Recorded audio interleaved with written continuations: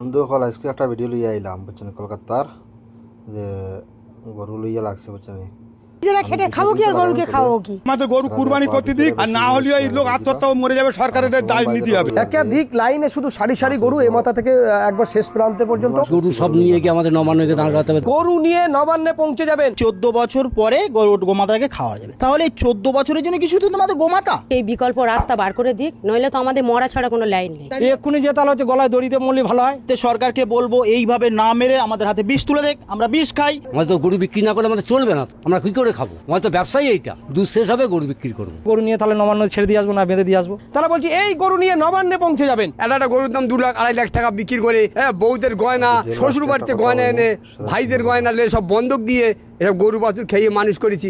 এইসব টাকা আমরা কি দেবো? ইন্টারনেটের টাকা লোয়ার এসে 5 লাখ টাকা, এসব টাকা আমরা কমতে দেবো? তাহলে তো আমাদের তো পালাবার ছাড়া আর রাস্তা নেই। আত্মহত্যা করতে হবে, আমার এখনই 15 লাখ টাকা দেনা আছে। আমাদের রাস্তায় বসে যেতে হবে, ছেলের আমার পড়াশোনা শেষ হয়ে যাবে, বন্ধ হয়ে যাবে। আমাদের মরণ ছাড়া রাস্তা নেই, গরুগুলো কি করবো আমরা? আমাদের কোনো বিকল্প নেই। ছেলের আমার কান্নার অবস্থা, মা আমার পড়াশোনা বন্ধ গেলে আমি কি করব? দাঁড়িয়ে আছি ভাঙড় থানার নারকেলবেড়িয়ার ঘোষপাড়া। একেবারে এই ঘোষপাড়া বলতে এই ঘোষপাড়াতে প্রতিটা পরিবারে কম বেশি